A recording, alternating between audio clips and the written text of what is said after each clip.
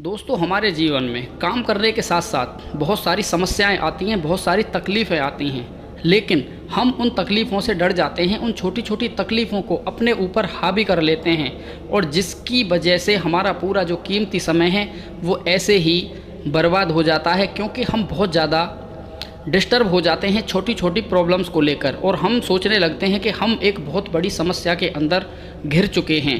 दोस्तों, आज हम इस प्रॉब्लम का सिस्टम ही ख़त्म कर देते हैं और मुझे पता है कि इस प्रॉब्लम के चक्कर में आपने बहुत सारी वीडियोस देखी भी होंगी, लेकिन मैं आज आपको प्रॉब्लम्स की जो एक सिचुएशन है उस प्रॉब्लम को कैसे हैंडल करें, किस तरीके से देखें, आज प्रॉब्लम का एक किस्सा ही ख़त्म कर देते हैं।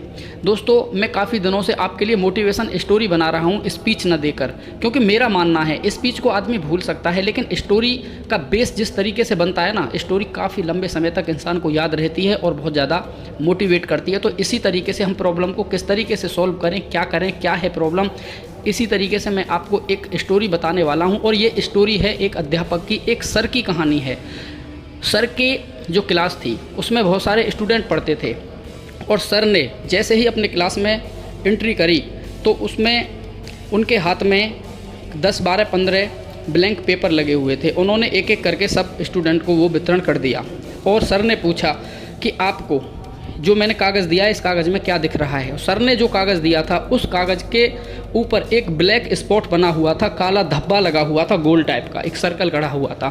तो सर ने पूछा कि आपको इसमें पेज के अंदर क्या दिखाई दे रहा है। तो सर की इस बात को सुनकर सब स्टूडेंट ने बोला कि सर इसमें एक काला बिंदु दिखाई दे रहा है। सर ने फिर पूछा कि आपको इस कागज़ के अंदर क्या दिखाई दे रहा है। बच्चों ने फिर बोला, स्टूडेंट ने फिर बोला कि सर इसमें एक ब्लैक सर्कल बना हुआ है जो हमको दिखाई दे रहा है। सर ने फिर पूछा इसी तरीके से सर ने 10-12 बार पूछा कि विद्यार्थियों, मेरे स्टूडेंट, आपको इस जो ब्लैंक पेपर मैंने आपको दिया है इसके अंदर आपको क्या दिखाई दे रहा है। तो बच्चों ने फिर भी उत्तर यही दिया कि सर इसमें एक ब्लैक पार्टिकल, एक काला धब्बा बना हुआ है। तो सर ने बोला, मैंने आपसे 10 से 12 बार एक ही बात पूछी कि इसमें क्या बना हुआ है, और सारे स्टूडेंट का, सारे विद्यार्थियों का एक ही जवाब आया कि सर इसमें एक काला घेरा बना हुआ है। इतने बड़े पेज के अंदर आपको सिर्फ एक काला बिंदु जो बहुत छोटा है वही दिखाई दिया, इतना बड़ा सफ़ेद पेज किसी को भी नहीं दिखाई दिया। मेरे दोस्त, ठीक उसी तरीके से हमारा जीवन बहुत बड़ा है, उसके अंदर बहुत छोटी छोटी प्रॉब्लम्स आती हैं। हम उन्हीं छोटी प्रॉब्लम्स पे फोकस करके अपने कीमती समय को ऐसे ही बर्बाद कर देते हैं और अपने जीवन को उन्हीं छोटी छोटी समस्याओं में घेर देते हैं। हमको लगता है कि वो छोटी जो समस्याएँ हैं वो बहुत बड़ी हैं, वो हमको बड़ी इसलिए लगती हैं कि हमको अपना जीवन दिखाई नहीं देता है, वो छोटी छोटी समस्याएं दिखाई देती हैं। हमारा जो टारगेट बन जाता है ना, हमारी जो नज़र होती है वो उन समस्याओं पर ही जाती है कि समस्या बहुत बड़ी हैं, हमको इतना बड़ा जीवन दिखाई नहीं देता। हर इंसान के जीवन में कठिनाइयाँ आती हैं, परेशानियाँ आती हैं, लेकिन उन परेशानियों से लड़ना ही ज़िंदगी है।